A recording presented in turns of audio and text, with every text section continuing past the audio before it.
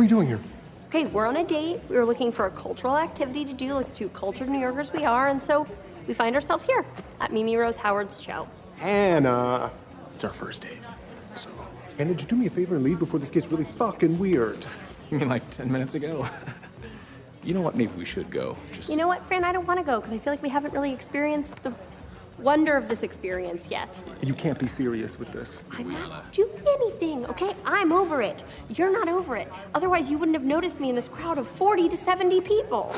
Starting to feel a little used here. You didn't come here to see the show. No, I came here to see my friend Marnie, my other friend Jessa, and for a date that I'm on with a man named Fran. Check him out.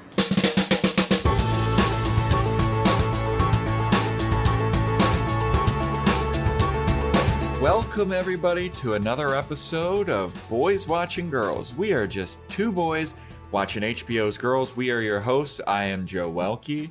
I am Vance. And today we are talking about episode 7 of season 4. This is overall episode 39. The title of the episode is Ask Me My Name. It is directed by Trisha Brock. Was written by Murray Miller and Jason Kim. The original air date was March 1st, 2015, to an audience of 639,000 people, 0.639 million. So we got a big bump in viewers this time around. Yeah, pretty big bump. It's around where their average is. I think they float around like 7 and 6, right? Yeah, most. usually, you're right. I mean, usually right up. They were hitting the million mark in that one season. Yeah, but when they hit the million mark, we were like surprised, and it was like, whoa, they finally got over 1 million. I think it was in our season that we really didn't like, season 2, I think. Yeah. So this episode, I didn't really like it at all. This one is when it got like halfway through, I was like, I don't know. I was like, this is really interesting. It was like, it got towards the end. I was thinking about where it started. And it's so interesting that it ended from where it started. Yeah, it went weird. It went in a completely different direction than I expected. And, and that's not necessarily a bad thing. But we'll get into it. I thought it was bad. I didn't really enjoy it. I liked where I thought it was going at the beginning, and then when it went the way that it did, I was like, this is weird, and I don't like it. Yeah. So, this is a Hannah-heavy episode, not a lot of interaction with the other girls, so we pretty much just go through it chronologically, what went on. So Hannah's a teacher already.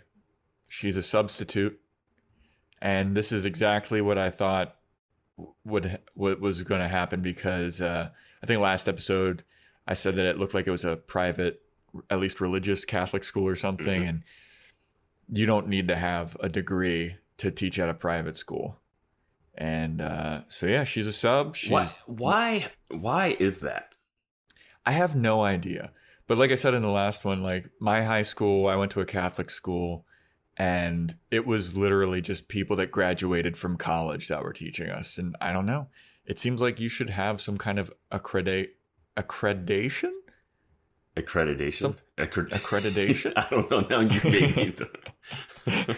No, I don't know. It seems like you should be accredited. Yeah. In order to. It seems extreme. Especially if you're paying that much money, you know? It seems strange.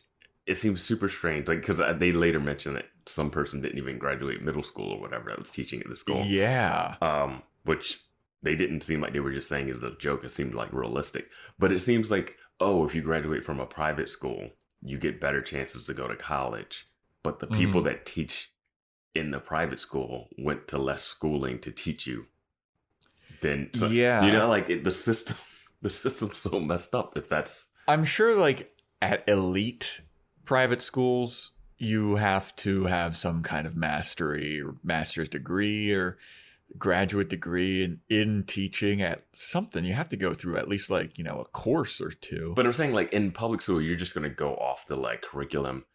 Teachers aren't going to like, you're not going to get that freewheeling spirited stuff that you have in like the opening scene with Hannah. Yeah. They're taking. There's no captain, my captain. Yeah, there's so many different types of classes, and not every class is like Like there's stuff that you can take that's like wouldn't be just like here's math, you know. Did you go to a public school? No, Public I went to Friends, the Quaker school. You went to Friends? Yeah, I went to Friends. I didn't know that. Yeah. Huh. Very Yeah. interesting. I went to a public elementary school and then Catholic St. Ignatius middle school. St. Ignatius Loyola Academy. Shout out to them. Part of their first graduating class. Oh, congratulations. You're in the history books, Vance. Yeah. And then I went to Friends school. Yeah. Yeah, I went to Catholic school my whole life until college. This is very Baltimore specific, but I went to Father Colby. We haven't even talked about the show yet. Yeah, I know. Went to Father Colby from kindergarten to fourth grade. And then fifth grade, I went to Our Lady of Fatima. And then for high school, I went to Archbishop Curley. I was never a fan of Archbishop Curley as a school. It wasn't like one of the top tier private Catholic schools. But, was that an all boys? Was Archbishop all boys? I went to an all boys middle school, and then I was like, no more of this. Yeah, I mean, people are always weirded out by that. They're always like, how did you do it? I was like, it was just like hanging out with a bunch of bros all the time, all day, every day. Sorry, my fucking headphones being weird. Just fell out. Anyway, so Hannah's a teacher at a Catholic school, St. Justine's. She's a sub. She's killing it. She's got the kids inspired. It seems like it's a lot of, oh, Captain, my Captain. What's that Dead Poet Society kind of shit going on where the kids are like her. She's teaching them in like a cool, new, hip way. Oedipus, if he was the first person to like, this is where the MILF thing comes from. It's like, ugh. Yeah, and it's kind of like open forum, like people can talk, like students are talking. She's being like really personable with the students. They're sitting kind of in a round circle and she's walking around the room. It's not just like rows of desks, her just on a chalkboard writing and stuff. Which is a terrible way to learn. Yeah, absolutely. Yeah. Unless you're in like a philosophy class, like some of my college classes were like that, where it was just kind of open forum. Yeah, but no, I'm saying the open forum is a better way to learn than just chalkboard. Oh, you think so? Oh my god, like you just zone out when it's just like lecture. Like at least if you feel engaged. And I feel like it depends on the class, because the classes that I had that were open forum were like social psychology classes and debating about different philosophical principles. But if it's like an English class, I feel like that's kind of this is an English class but I'm saying like it's a lecture. I feel like I feel like if you get lectured you could zone out, but if you feel like you're engaged, you're paying more attention because you feel like you can like say something, like or like you might get called and you're on. constantly thinking of like a response to what somebody else is saying. Yeah, as opposed to just zoning out in those like long, giant classrooms of lectures. But I mean, there's a place, and sometimes you have to do the lectures. But I feel like this is fun for these kids, especially reading Oedipus, which is which is a hard read, the way it's written. Yeah. Yeah. I would never. So she's killing it. She goes to the teacher's lounge. She's like, oh my God, this is the teacher's lounge. And then a guy named Fran, who is played by Jake Lacey. Mm-hmm. Jake Lacey. From The Office. He was in The Office. He was in the Jenny Slate film, Obvious Child. Yeah, which I plugged out on our bonus episode earlier. Yeah. So as soon as I saw him, I was like, this guy looks familiar, but I can't place where. But then I saw that he was on The Office, and I was like, oh, okay, that's where he's from. So he immediately falls in love with Hannah, it seems like. He asks her out. Like, they have like 3 lines of dialogue to each other, and then he's like, so you want to get drinks? Yeah, it's banter over his name being Fran, but the juice box being Joe. And then he makes a little joke, and then all of a sudden he's like, so you want to do something tonight? Yeah. And I was just getting real feels of that last episode where that guy asked out Shoshana. Yeah, that's me too. I was like, what? I was like, are we just having to skip over? I was like, are we just going to skip over any of the, like, it's like, yeah, it's no time. Let's just have people ask each other out. At that point, I'm like, why is she not already, if you're going to do that, and she's already a sub at this school, like, have her already met Fran and they're just kind of in the middle. Like just skip that. Like they've already met each other. You're like, oh, Fran, you're here again. How was that grading of that last test? Boom. Let's do something. At least you feel like they had a little back history and not she just walked over to a person. Also, this is her first week at the school, and she had no idea where the teacher's lounge was. Like, she had never been there. He sees her walk in and goes, oh, you're the sub. Is he like, I thought it was going to be this thing where he's like a weirdo. And he's just like he preys on all the subs. Yeah. Like, right? Like, it had that kind of setup. But yeah, I don't know, man. It was very sudden. I feel like it would have been better if he was like, hey, let's go out for drinks to celebrate your first week. Not just like immediately like, hey, I'm into you. Let's go out on a date. Yeah. Or like a bunch of teachers are getting together or whatever. But yeah.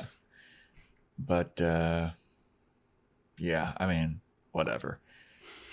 So Hannah's all excited. She says yes. She's trying to pick out an outfit, and we get some Elijah's fashion corner while she's picking out the outfit. And it's that same fucking shirt that I trashed from like 2 seasons ago, where it's like a beige shirt and it looks like toy lizards are glued on it. Yeah. And it's so horrendous. It's such an ugly shirt. I don't know why anyone would own it. I don't know how you put it in the laundry. I believe she wore it in the episode where the sister and brother, where Adam's arguing with his sister. I think she had it on during that. Maybe. I think you're right. Yeah. So she's like, what do you think about this shirt? And Elijah says, and I quote, if you want him to think you killed your kids and have been living in the Florida panhandle, knock yourself out. And I was like, God, yeah. She pulls out the outfit and she's like, what do you think? And he's like, what the fuck? Yeah. And I feel like we got just the right amount of Elijah here. Yeah, he only had a scene, but he stole it. It was weird. The scene cuts to after she gets asked out. She's getting the clothes ready. And she's like, maybe this is why me and Adam broke up. Maybe this was it. It was destined to meet Fran and like fall in love and have his kids or something, like and get married. She was like talking about getting married already. And I was like, he just asked you out. Yeah, you had 3 sentences between you two. Well, apparently they had more of a conversation between when she went to the closet because she was talking about stuff they talked about. But I felt like they could have done that before the ask out. Yeah. But, and then she's like, well, get out of here because I have to masturbate before a date, which is something that is like brought up in something about Mary. Chris Elliott's I wanted to bring that up. Yeah. Yeah. So Hannah says that she needs to masturbate before a date. Elijah's grossed out. And then her reasoning is because you want to masturbate before you go on a date because then you can think clearly and the sexual tension doesn't hinder your thoughts. And I agree. I agree with Hannah. I think that is a good strategy. I feel like you can do it, but I don't feel like you have to. Like, maybe the sexual tension needs to be there. Somebody, I think it's Sam Morrell. He has a joke about like this concept about somebody told him like you need to masturbate before you go on a date so that you can think clearly. And his joke is like, let me tell you something. If I masturbate before a date, I'm not going on that date. Like the night is over. Yeah. I got it. Done. Yeah. And it's really funny that it's not funny, but one, I think Hannah would still be just as sexually ready, knowing her history, having done that, maybe even more revved up. But the crazy part is Elijah goes to leave, and it's revealed he's like, it's that blanket separating the rooms. They don't have doors anymore because they knocked down that wall. So he's like, and he's like, you're so loud when you do it. And then he goes through the curtain, and then you're like, oh man, he can hear everything. And he's like, I'm going to do it too. Yeah. I was like, oh man, you guys are weird. Yeah. They might as well just start sleeping with each other. That's what I was about to say. It's like, why don't you just fuck? Like, just have a mutual... They've done it before. I know. Just have a mutual understanding. Like, this is just a thing that we do together. Like, it's not a feelings thing. It would be just fitting with the rest of the episode, too. True. Yeah. Very true. So she goes on the date with Fran. It's going well. it's good banter. She says she's enjoying herself. Fran's like, yeah, this is really dope. She's like, well, do you want to go to this art show that I know about? Like, sounds like it's going to be pretty terrible, but I think it'll be fun to go to and like kind of shit on. And he's like, absolutely, I'd love to go. So they go to the art show. Wait, can I ask you? The date was going so well, I started getting nervous. What about you? No, I was kind of happy for Hannah. Okay. It wasn't that I was nervous. I was kind of like, all right, she's back in the game. I don't think this is going to be like her perfect match or whatever, like how she was thinking, where it's like, hey, this is my future husband or whatever. Mm-hmm. But I was like, all right, this is a good first date to get back in the game. You know what I mean? Well, my thing was just knowing the show and how things go. It was just like, I know things don't go happy. It's not going to be like this, oh, this just worked out. Maybe I'm just optimistic today. I had a mocha before this. I'm feeling energized. Okay. I'm feeling good. All right, so maybe I had rose-colored glasses on this. I was like, all right, Hannah's back in the game. Okay, I was just on edge.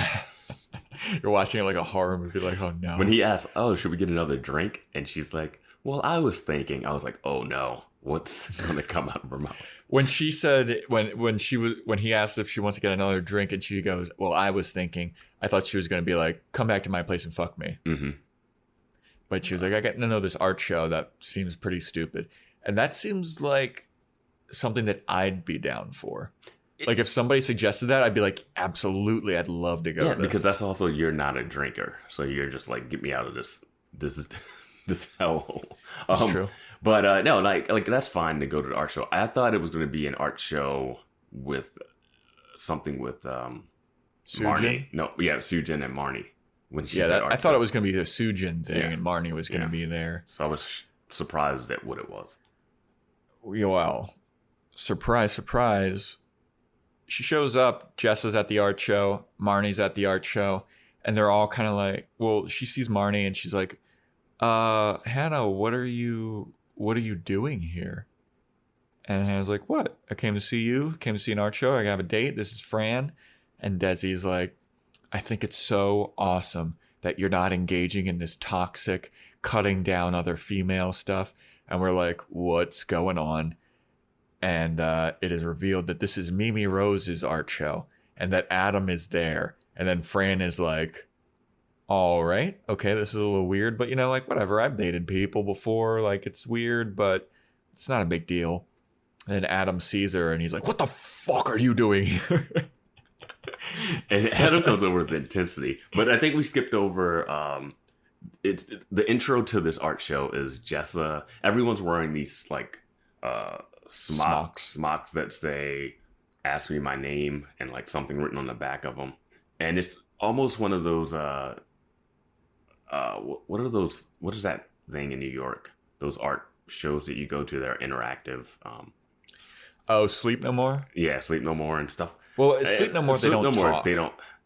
I feel like they don't engage with you. They engage with each other and you walk around, right? Because I've never been to it. They can engage. Okay, Sleep No More is like a place, a theater company rented out a hotel, and it's an interactive retelling of Macbeth, I believe. Mm-hmm. And you can follow characters around as they, play out certain scenes, but no one's talking. Every attendee is required to wear a mask. And they give you a mask while you're there. So you can be a passive viewer of the show and just follow people around trying to sift out the story and stuff.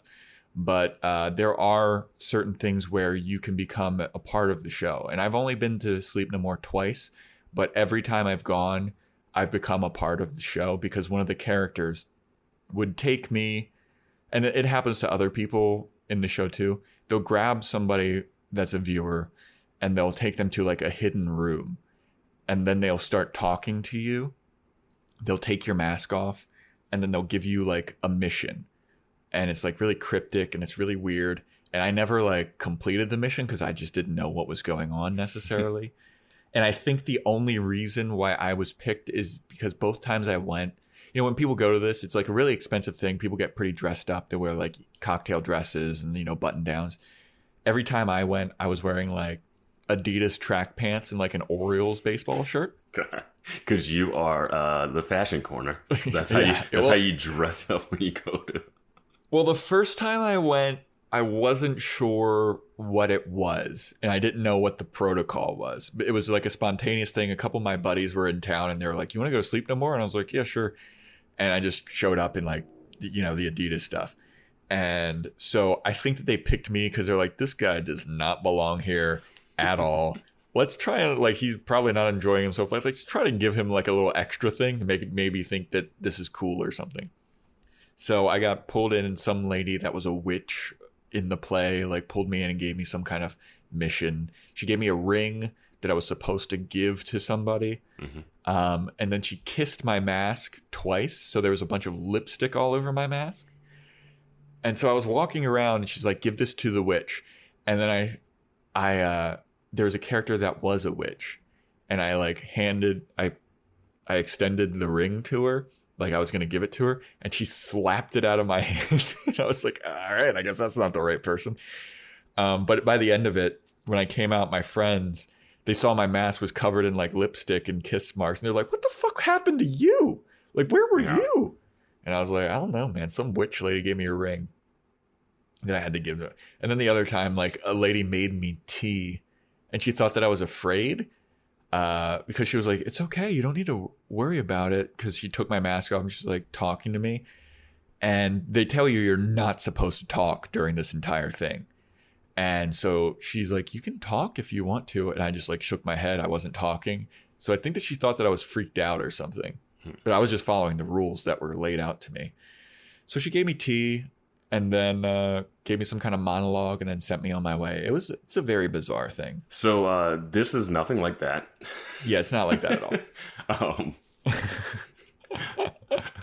But Sleep No More is awesome. If you're in New York and you're listening to this, once you're allowed to, I highly recommend checking it out. Yeah. Because it's really neat. If it's still a thing after everything. Yeah.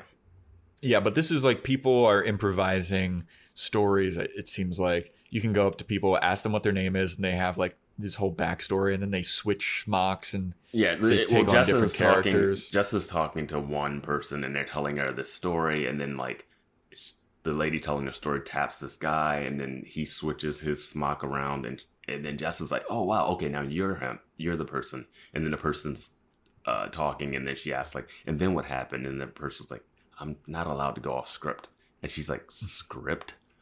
Yeah, like she's completely confused by it somehow. I was confused by it as well. Yeah, exactly.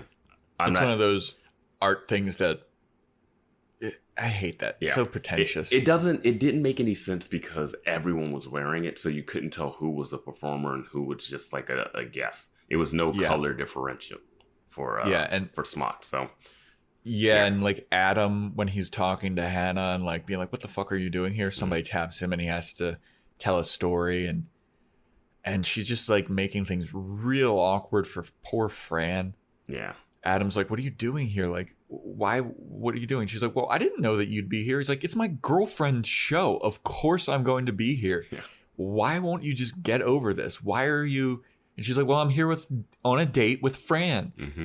And Fran's just like, I need to get out of here. Well, he's like, it's just the first date. Like, even when Adam comes over the first time, the look on his face is just like, oh my God, this is bigger than just like, oh, hey, my ex is doing a thing. He's like, what the fuck are you doing here, basically, to Hannah? And he's like, I didn't sign up for this.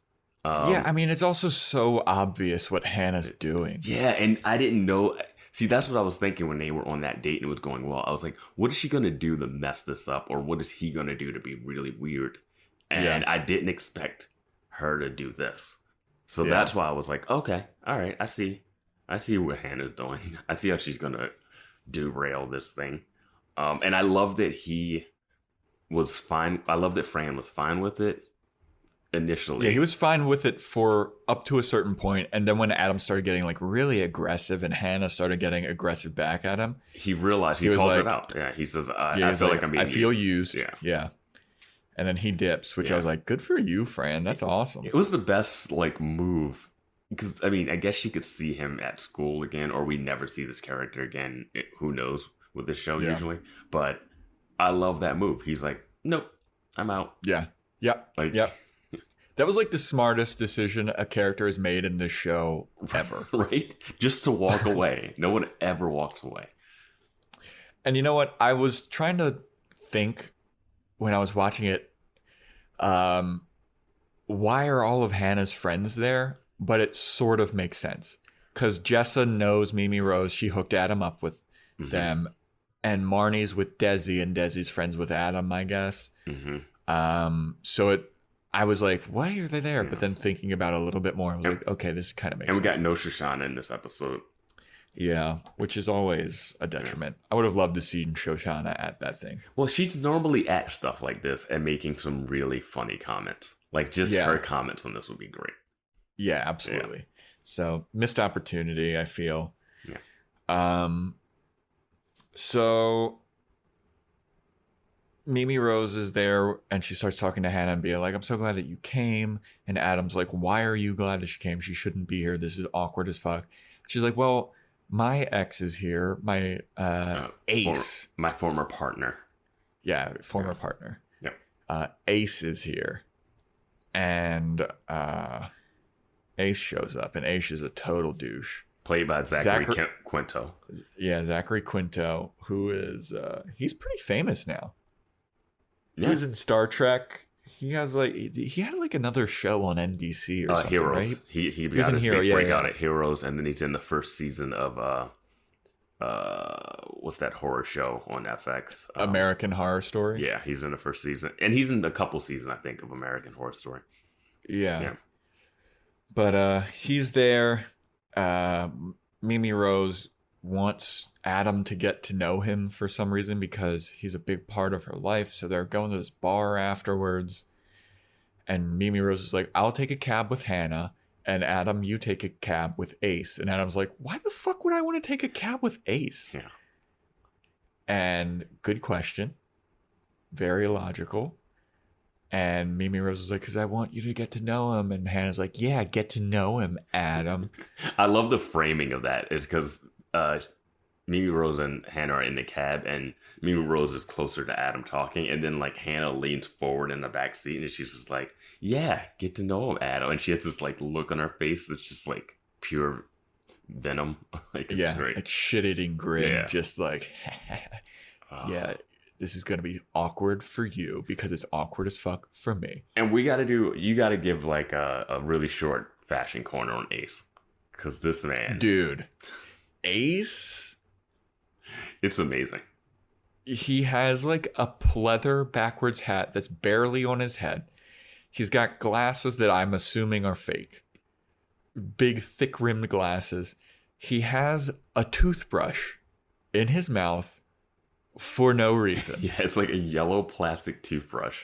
Just there. For no reason. And he's just chewing on it like it's a toothpick or something. It's amazing. He's got like, it's also like a pleather latexy like biker jacket on, it looks like. Is he rocking shorts too? He has shorts on too. With Converse? Is he rocking the Converse? Is he rocking the Chucks? Dude, this guy is a mess. It's amazing. It's amazing. Like, I could... Like, a lot of it, I could understand being like, oh, this is just like a high art guy who thinks that he's like so cool and fashionable. And then the addition of that toothbrush was just like, what is that? Which is amazing when he's in the cab talking to Adam. It's such a good random prop / wardrobe thing for him. I kind of just love it. Yeah, and he's like all about getting to know Adam, being like, come on over, buddy. Like, let's have a fucking taxi party in NYC. He's hanging out the window. I'm like, God, this guy is such a fucking tool. Yeah. So Adam gets in the cab and they're getting to know each other. And Ace is basically telling Adam, like, you know, this is all just part of Mimi Rose's game, you know, like you're being manipulated. And I'm secretly still in love with her and I'm going to get her back. And you're just a pawn in this game because she's trying to make you feel awkward. Her safe space is when you feel awkward. And this is all just part of the game. and it's to make me feel awkward, but I'm going to get her back because I know her and I know this game. And you're lost in this river of Mimi Rose. Yeah. And Adam's like, shut the fuck up. Like, I don't care. Pull over this cab.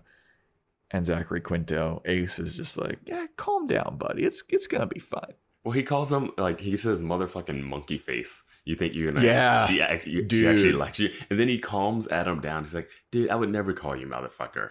Like, seriously, that's not my MO. And I'm like, what are you talking about? Dude, like the mind games with Ace and Mimi Rose in this episode are insane. Yeah. Like, Adam Plus, is all I feel over like the place I'd rather be called a motherfucker than a monkey face. Because monkey face is like, when he called him a monkey face, I was like, ooh, that's actually pretty, like, Adam does kind of have a monkey face. Well, it's always that thing where you have insults for actors and shows, but the actors are themselves, and these are their actual physical traits. Like, they make fun of Adam's ears all the time. Yeah. Like, yeah. You know what I mean? Like, everyone calls him funny looking and goofy. Like, he gets made fun of for his looks.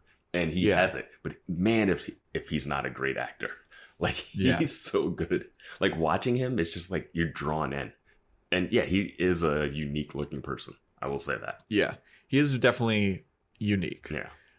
But when he called a monkey face, it's like, that is a specific insult specific to Adam. Yeah, it's not a generic, like, oh, you're a douchebag or something like that. It's like, oh, like, that's been thought out. You Adam Driver.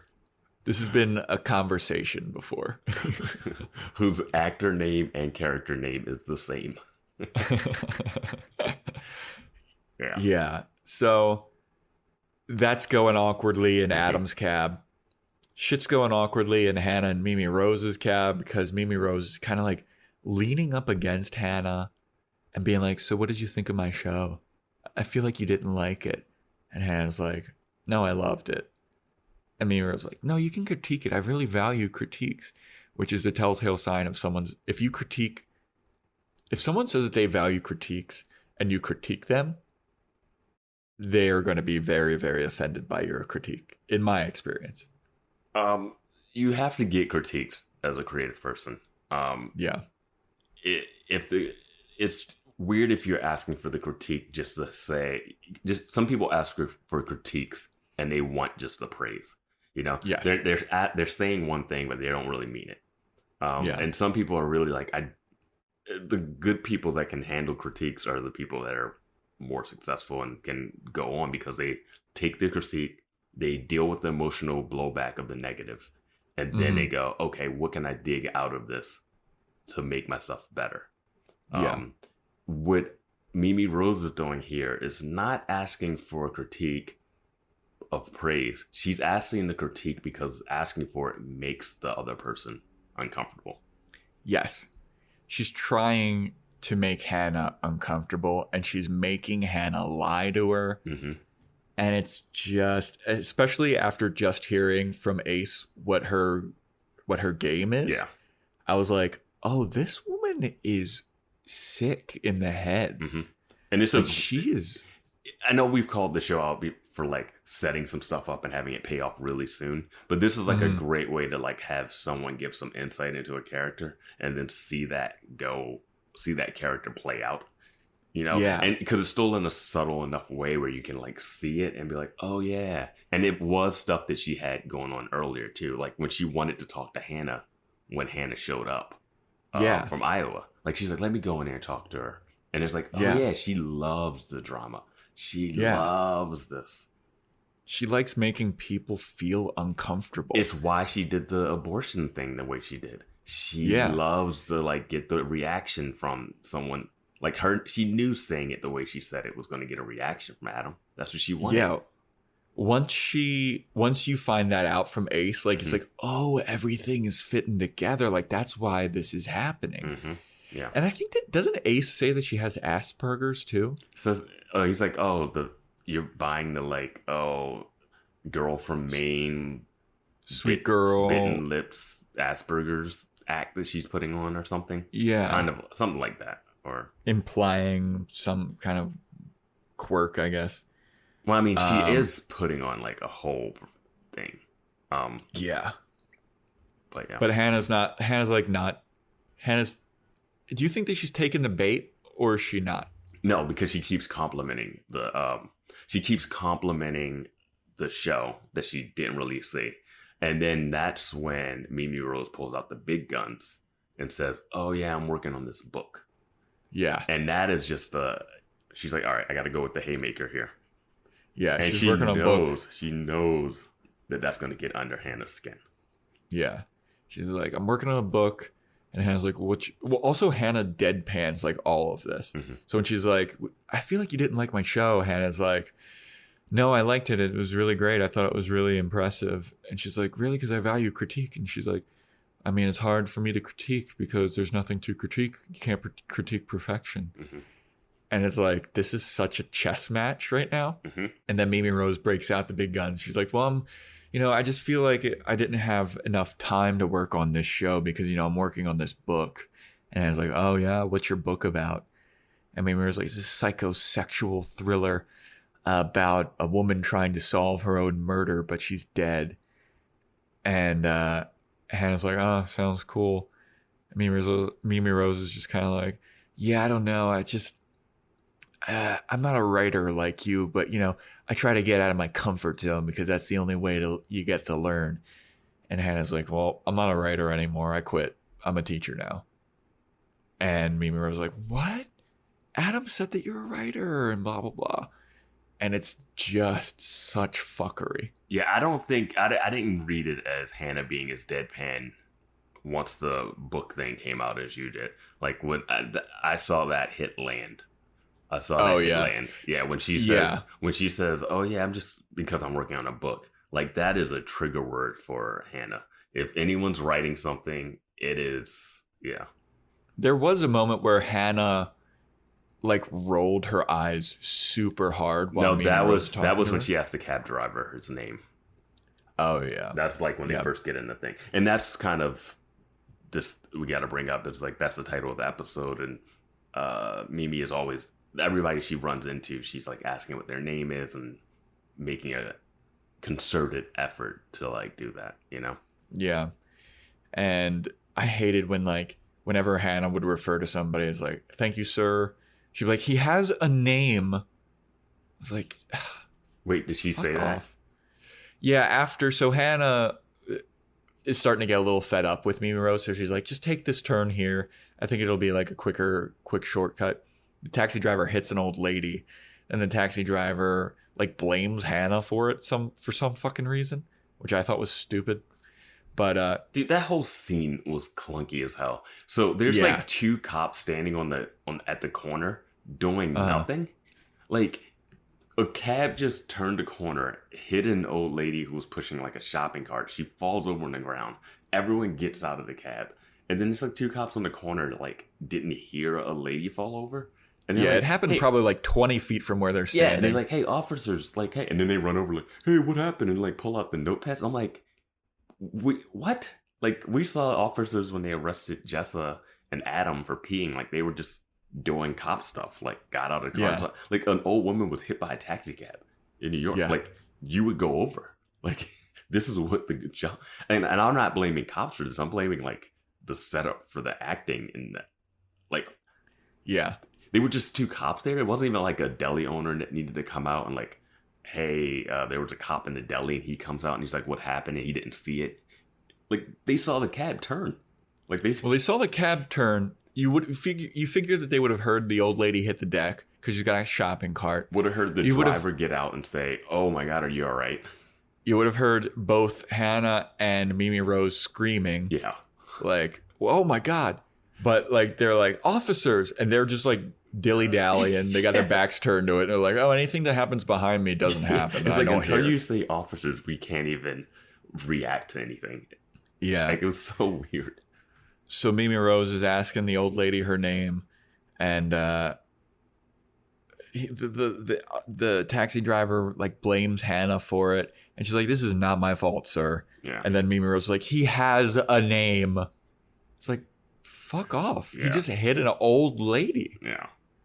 And then like, the cops come over. I don't feel like the taxi driver's a terrible person for like the way he hit her. I mean, it is his fault because he turned a corner, and It's totally his fault. it's a little the old lady's fault because she's definitely jaywalking straight in the middle. She is not at a crosswalk. She's coming through some car. And like she's on the ground and like everyone, she's saying that she's fine, but has not gotten up throughout the whole scene, I don't think. And she is old. Like it's not like not like we're being like old like 60s. Like she looks like she's 70, 80, mid 70s. Yeah. And she's on the ground like, and then the cops are like, "Hey, we need to get statements from you. We're gonna get statements from the driver, and then you ladies, and like get back in the cab." And Hannah says she's hungry, so she's like, "Hey, we're just gonna go in this deli right now." Mm-hmm. And it's like, yeah, Hannah's always hungry. Let's sure. You know, if she doesn't eat every 2 hours, she feels faintified. Yeah. So they go in the deli, and the mind fuckery continues with Mimi Rose and Hannah. It starts with the popsicle. Yeah. Like somehow she knows that Hannah likes coconut popsicles.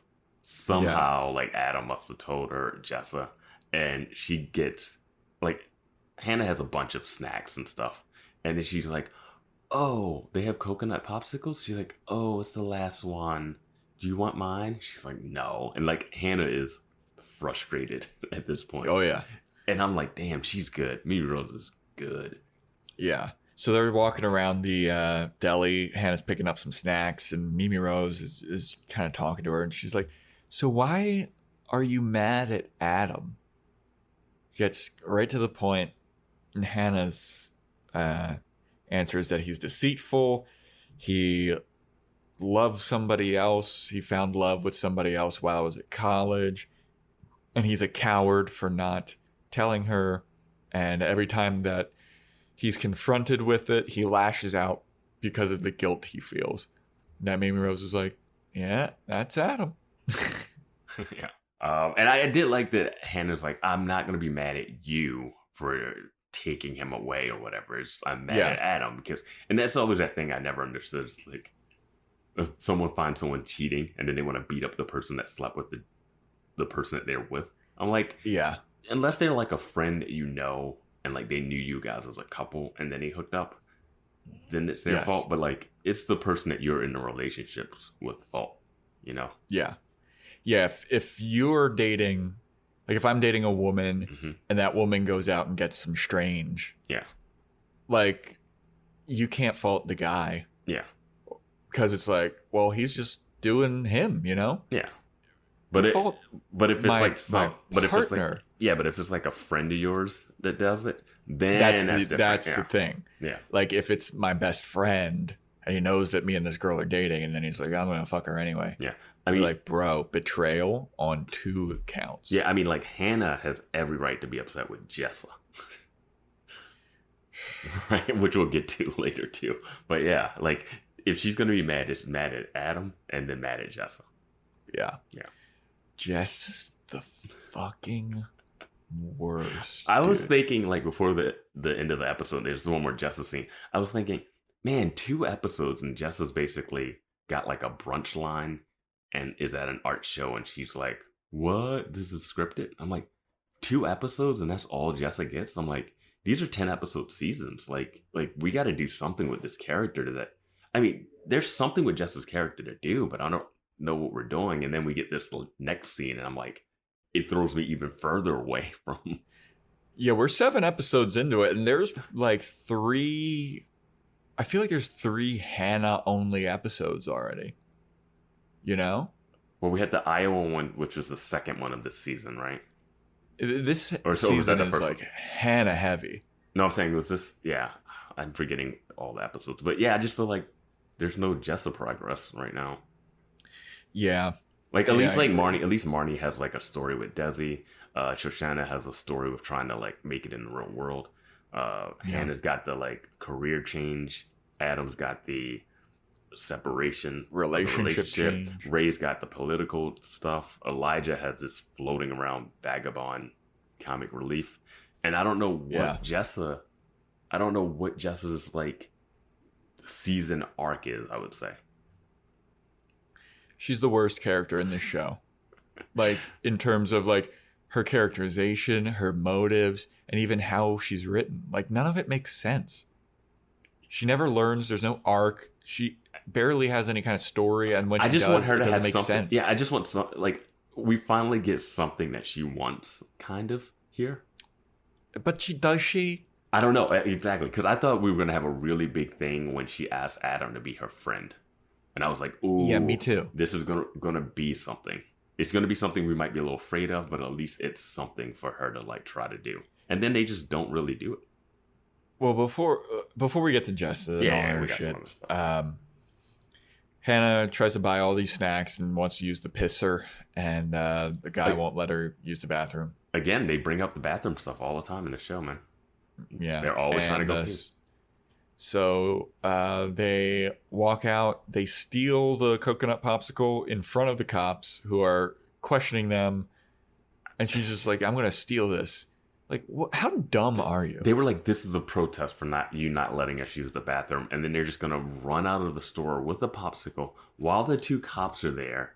And while the deli owner is yelling at them, like, "Hey, get back here!" Yeah, they stole that, and then they're like, "Hey." She's like, Mimi's like, "Oh, there's a laundromat over here. They'll let us use it." And most laundromats and bathrooms, I don't even know. But, yeah. But they run around the corner, and they're running past the cops who are still questioning the taxi driver, who also hasn't gotten paid for driving them as far as he's driven them. Yep. They just stole a popsicle. They're running away from the scene of a crime, basically. Yep. And saying, "We'll be right around here." And they're turning a corner out of view of the cops. Where I'm like, hey, it's two cops. One of you guys can question and one can question the other ones. Or like it's so weird that they're letting them just go away. Just like, because they could just be running away, like, for good. There's no reason for them to come back. Dude, fucking cops, dude. Defund those motherfuckers. Like, I'm not even like trying to criticize cops. It's just like, what is the staging of this scene? Why are they stealing? Like, why are they? It's very, very clunky. What is this? Like you said. Why do they have to steal the popsicle? No idea. Yeah. So they go to the laundromat. Hannah takes a pee, and in the 2 minutes that she takes a pee, Mimi Rose writes a poem and gives it to a woman named Ches. Yeah, because Mimi Rose is all about learning people's names, so that's the thing. Like, she was trying to sneak in this poem that she'd written into her dryer, I think, which would never fucking work. Which is the most awkward. Like, when you see someone doing that, you don't go, "Oh, you're my best friend now." You're like, don't do that. People steal laundry from laundry machines. Like, don't just throw a pink folded post-it note in with my laundry. Like, yeah, like that's one of those like sound good in like a Amelie type movie situation. But in real life New York, it's like, don't you dare do that. Yeah, dude. I'd be like, what the fuck are you doing? I think Ches does call her out a bit. Yeah. Because it is like, I thought that she was trying to steal my shit. Yeah, and that she wrote the most beautiful poem. And like, Hannah does not want to hear it. And Ches was like, "Oh, you got to hear the first line." And she's like, "No, I'm good." Well, she's like, "You want to hear it?" And Hannah's like, "No, I'm good." She's like, "You got to hear the first line." And Hannah's like, "I already said no. I'm not in the mood for this. Don't read it to me." And then Cheza gets all pissed off. She's like, "These fucking people, New York City, man, you never fucking." She's like, "You can never have a good moment in this city." Like, if she like storms off with their laundry. So basically what we get to in the laundromat is Mimi Rose asks if Hannah wants Adam back. Hannah says, "Fuck no, I don't." And then Mimi Rose goes, "Because if you want him back, you can have him." And then she lays out this plan. She says, "If you ask me, maybe I'll say yes," or something. Yeah. And Hannah's like, "But I don't." She's like, "Look, I mean, I'm not just gonna give him to you." She also says Jessa told me that you do. Yeah. And Hannah's like, "Fucking Jessa." She's like, "Jessa's an insane person and an asshole." I was like, "Oh, all right, here we go." Shitting on Jessa, I like it. So Mimi Rose is like, "Well, I'm not just going to give him to you, but maybe we could work out a plan or hatch a scheme." As she calls it, a joint creative effort, to where Mimi Rose will kind of phase herself out of Adam's life while Hannah starts to phase herself back in, and Adam will realize that he misses Hannah. And Hannah stands up, and this is like the best thing that Hannah's done in this episode. She goes, "You're insane. This is insane, and you're a fucking insane person." I was like, yes. Well, the best line is like, "I'm not falling for this beaver trap." Yeah. Which I don't know if that's a term that's used for stuff, but like... Me neither. But she's like, "I'm not falling for this beaver trap." And Yeah. because it is the weirdest moment when she's like, "Maybe you can have him back. I've only known him for a couple months, you know?" And I'm just like, what is this game? And she's like, "Hannah, you can get him back and do like a joint artistic project or something."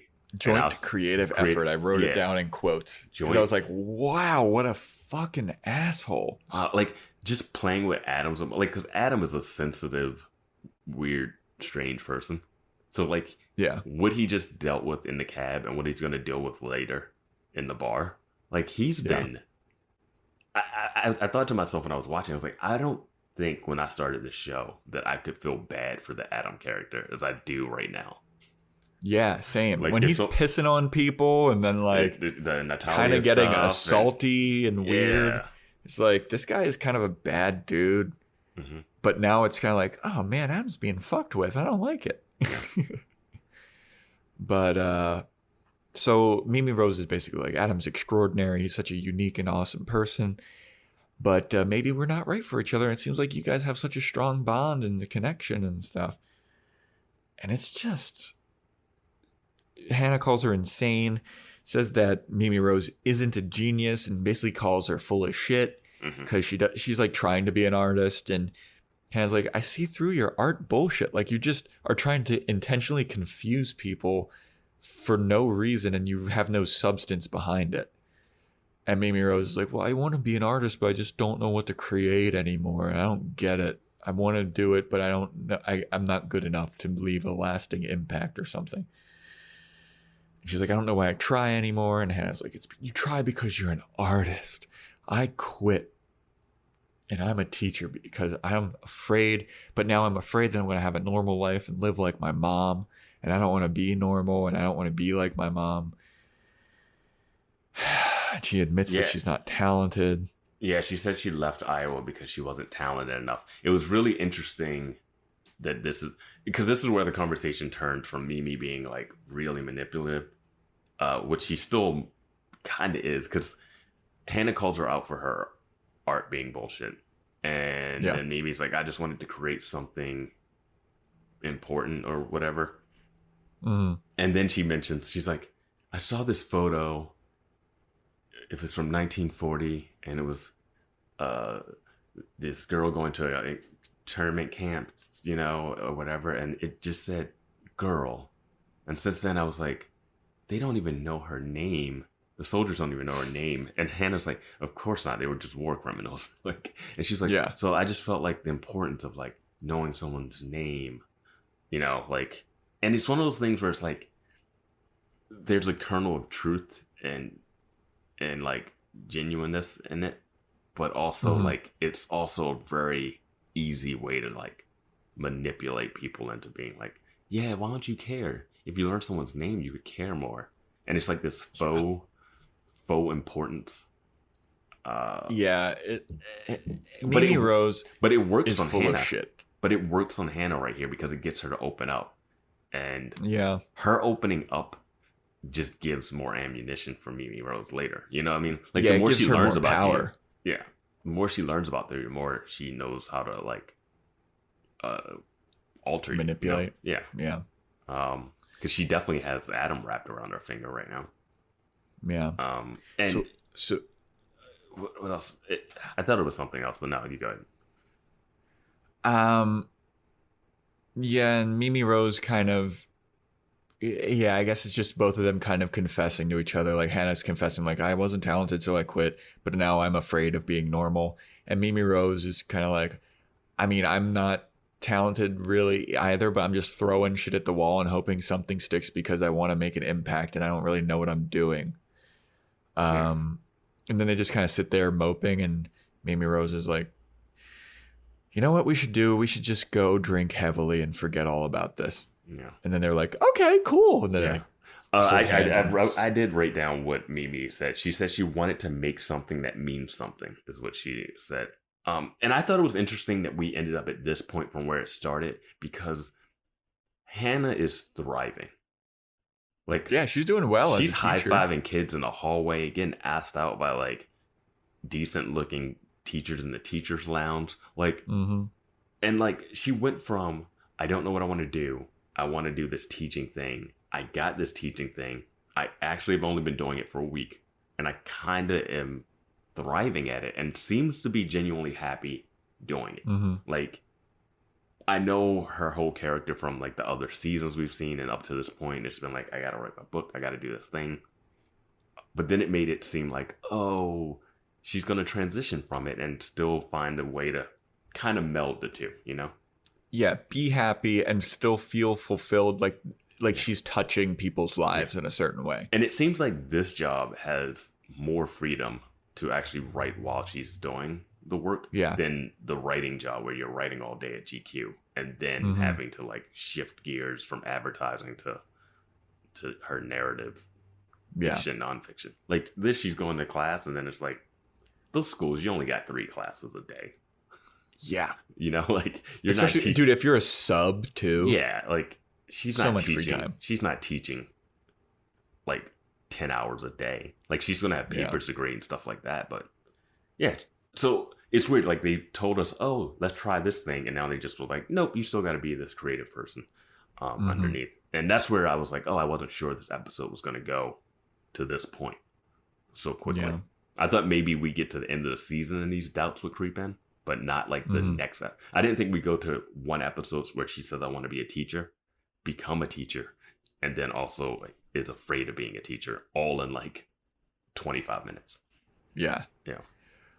So after they decide to go drink heavily, we go to the bar where the after party is, and Adam's sitting there kind of moping and talking to Jessa, and he's like, dude, can you believe this fucking Ace guy?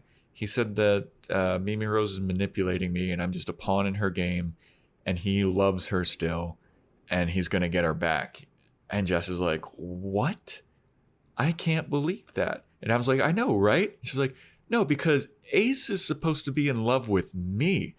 That's the whole reason I set you up with Mimi Rose, is because I'm trying to fuck Ace.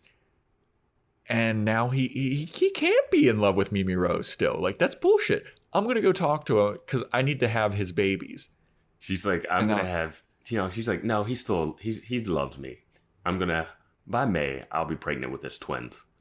And then she walks off. When she says, that's the reason I set you two up, the look on Adam's face and his reaction's like, yeah. Like, he is just like shell-shocked by this news. Like, which he shouldn't be because it's Jessa. Adam's being used in all kinds. He's being used by Mimi Rose. He's being used by Hannah. He's being used by Jessa. Like, he is a pawn in so many games. He's being least used by Hannah.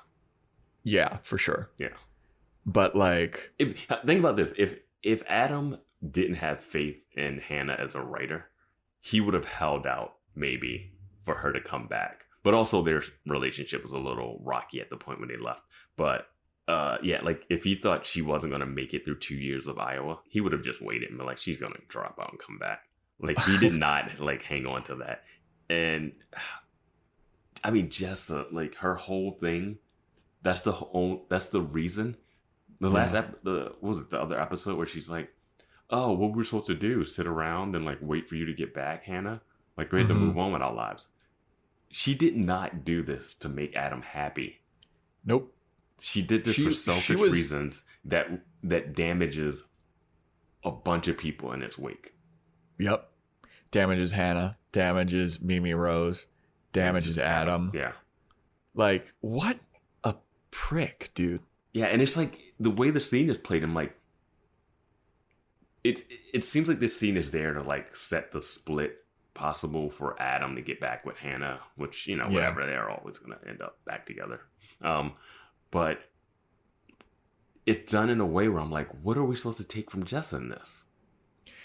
I think it's impressive the words per damage that Jessa has, because Jessa, like, she says such little words in this episode, but the damage and the lasting like fuckery is so impressive. Like, it's unreal. Well, I was expecting when they were talking at the bar, I'm like, oh, this will be fun because we haven't seen the two of them together since that whole like her saying, hey, I need a friend, really, you know? Dude, I was waiting. I still think that they're gonna hook up. And like the way that she was looking at him at that bar, I was like, no, this feels weird. No, I don't think so. Not after her claiming the Ace thing. Because I mean, at one point I thought when that friendship line happened, I thought maybe we could be getting some seeds of this. But I don't know now. I'm still banking that he hooks up with Marnie before Jessa right now, based off of this episode. Like, what she just did, like, she just salted the earth. Like, dude, it was impressive. Just like one sentence, she revealed like how she's manipulating and trying to ruin the lives of 3 people. When has Jessa ever said that she loved someone outside of like when she got married that one time? Dude, she's been married on this show. I forgot about that. She got married. But yeah, like when she said, "Oh, I love Ace. Ace still loves me," I was like, "Whoa, this is like damaging psychologically." Like, yeah, like that. It was like almost like fatal attraction levels of what she was saying. Yeah, she's also manipulating and damaging Ace as well. Like, how though? Like, how? Why is she just talking to Ace? Like right now, because Ace is single. Yeah, dude, I don't know. I don't get it. I'm just like, I don't get it. And it comes out of left field because we just met Ace. We've never we didn't see an interaction with her and Ace at all. They're never in the same scene. Never heard of him even. And then all of a sudden she just loves him. And then Hannah's talking about getting married to Fran in the beginning. Dude, these chicks want to settle down. And Shoshana starts talking about settling down with the suit mogul last episode. Very true. Yeah. Very true. So once Jessa leaves to go chat up Ace, I guess, Hannah walks over to Adam and he's like, "What the fuck are you doing?" He scares him. And Hannah's like, "Hey, I just wanted to say I totally get why you like Mimi Rose." And Adam's like, "Cut the shit." She's like, "No, for real. Like, we talked. I get it. She's cool. She's hot. I get it. I'm going to leave before I make things more awkward and bad. But enjoy your night. I just wanted to tell you that. And I get it. Goodbye." And then Adam's like, "Well, thank you." And she leaves and she gets a falafel. And she tries to have a cute interaction with the falafel guy. He's not having it at all. And that's it. She eats the falafel. Well, the falafel thing is she's still wearing that smock that says, "Ask me my name." And then like she orders the falafel and he's like, "Name?" And she's like, steps back and shields off the smock. She's like, "My name is Hannah." And the guy's like, "All right, it'll be ready in 5 minutes." No, she goes, "My name is Hannah. What's yours?" And he goes, "We'll call you when it's ready." Yeah, and he doesn't like look up from the notepad or anything. And I'm like, yeah, that's how I like my interactions when I purchase stuff. Me too. That's New York, dude. Yeah.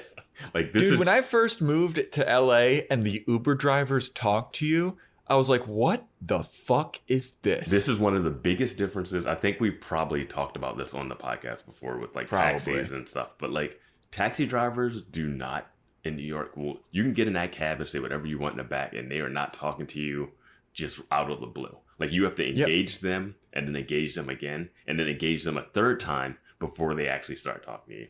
Dude, most of the time when you get in an Uber in New York, they're like on the phone with somebody and they're on speakerphone and they're talking loudly.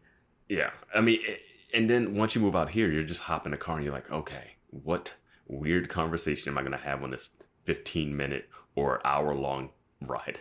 Like, yeah. Like we had one where we went to the airport and like we're in Los Feliz, so it's like an hour to get down to, and LAX. Yeah, we had a whole conversation with this lady. It was nice. It was fine. But like, if you just want to get in and just relax like, that's why I started adding all those other features. But it's the biggest difference when you come out here because you did not expect it. I got into an Uber out here one time, and a guy had like his resume, his like acting creative resume, taped on the back of the headrests. Yeah. And it's like, God damn, dude. dude. You do get the thirsty. Like I definitely went to like a movie once, and the guy was like, "Oh, what did you see?" And he's like, "Oh, I did this. I did sound on this movie." He's like basically running down his IMDb. I had another guy who like had this like coffee table photo book of him like modeling with like Madonna or something and all this stuff. And he's like, "Oh, dude, check this out. I done this, and I got this idea for this movie." And I'm like, man, I'm not even a person. I don't even know what made you start pitching to me. Like like, are you just blind pitching to people? I mean, he's blind pitching, but also practicing for when the pitch actually happens, you know? And I mean, that one was a fun one just because this guy was a character. But yeah, man, we've had some weird interactions. But there's some stuff I want to say about this episode that we haven't. Hold on. One more Uber story. Okay, I'm trying to cut the Uber story short for the sake of listeners. Sorry. I got into an Uber one time, and the guy asked me what I did, and I was like, I'm a comedian. And he was like, "Oh, I used to do that." This guy was probably like 4 or 5 years older than me. And he was like, "Yeah, I used to write on King of the Hill and all this stuff." And he's like, "I had a pretty good writing career." And I was like, "Oh, still doing it?" He's like, "Nope, doing this now." And I was like, God, city of broken dreams. God damn, now you're driving me. It's fucking brutal, dude. Yeah, I mean, there's millions of people and only hundreds of stars, you know? Like, there's thousands. There's thousands. Okay, thousands and millions. You're still gonna have a lot of people on the offside of it. I used to watch TV. This is back when I had cable in New York with my roommate, who is also a comedian, and I'd flip through the TV guide and see all the shows that are on, and I'd say to him, I go, "Dude, look at all these shows, and we're not on any of them." Like, how are we not on any of them? Have you guys gone on auditions for them though? Not then. Yeah, I was in a commercial for a while. I did get in a commercial, but nothing since. I don't even know how to audition for shows. Yeah, that's what I'm saying. You can't like flip through a channel and be like, "I should be on the show," and like you're not even in the game. You're not in the game yet. Look, Vance, I know. I don't know how to get in the game is what I'm saying. Like, how do you get in the game? If you're listening and you're in the game and you know how to get in the game, email us. Hit me up on Instagram at Joe Welke. Email us at boyswatchinggirlspodcast@gmail.com.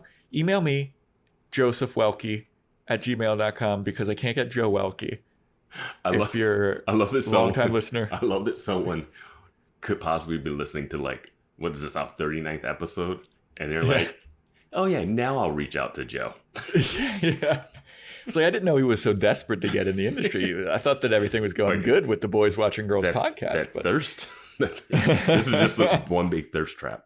So what are your thoughts, your final thoughts, I guess, on this episode? Well, I liked when they were at the art show and she's having a conversation with Adam. And I like when he's like, "Why are you even here?" And she's just like, "I don't know." And it kind of reminded me of when she was mad about like her mom bringing up pretending that she's getting married to Adam.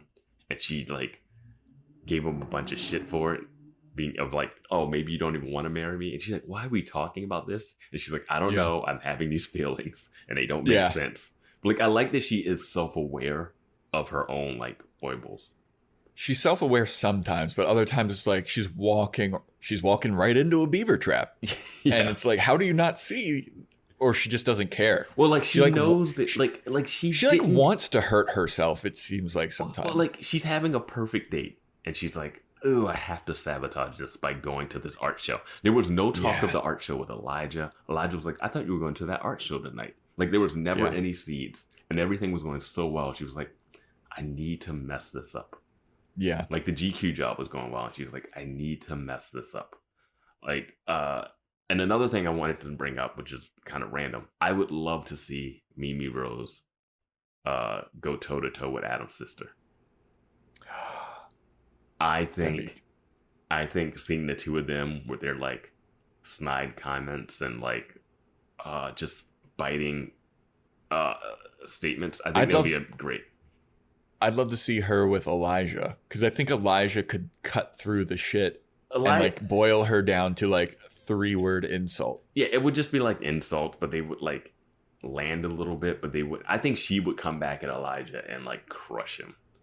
Like it would, because she wouldn't get emotional. Like she wouldn't like go off. Her tone would stay exactly the same, and she would like, oh, yeah, dancing, huh? Like she would she would go. She's solo. A cerebral assassin. Yeah, like Triple H, baby. The cerebral which assassin. is why she's friends with Jessa. It makes perfect sense. Yeah, it makes perfect sense. That does make sense. Yeah. Yeah, I came away from this episode being like, I hate Mimi Rose now. Like, I used to think that she was like weird, but like she was kind of likable and has like a worldview. And now I'm like, I fucking hate this person. Yeah. And they're going really quick to like getting Adam and Hannah back together. Because I thought this was going to be a push away. Like when she showed up at that show, I was like, this is going to be a push away episode. And then it's like, no, this just brought them closer together. Good job, Hannah. Yeah, right? Yeah. Dude. I don't know. Anything else? That basically wraps up the episode. Yeah, I don't have any other thoughts. Let's do our favorite segment. All right, next episode. Episode 40. Season 4, episode 8. The title is Tad and Lorene and Avi and Shanaz. Okay. That is the episode title. Well, luckily, like we had a listener let us know that Tad is the dad's name. At one point, we thought, in one earlier episode, we thought when he fell out of the tub, we thought the mom was calling him Dad. But Tad is Hannah's father's name. So I guess maybe Lorene is his mom's name? Wait, you think they're... Wait, what? The episode is Tad and Lorene and Avi and Shanaz. Why do you... Shanaz? Are you saying Lorene is Hannah's mom's name? Oh, Lorene? I thought you were talking... Oh, I don't really know. Yeah, I don't remember. I just always call him Hannah's mom. But this, I think, will be an episode that gives us the answer to why he was so weird when he went to Iowa. Oh, hopefully. That's a good prediction. Yeah. I hope that figures something out. That's good. I hope so. That's a good prediction by Vance, everybody. I like that. I hope you're right. I hope I am too. That was something. There was definitely something there, and I would love for some payoff. Yeah, that's good, dude. I'm excited about this next episode. I hope that we get some answers. That's why we do this, to kind of tease. All right. Well, I'm excited. Vance is excited. I hope all of you guys are excited. So stay tuned for the next episode. Tad and Lorene and Avi and Shanaz. Thanks for listening, guys. See ya.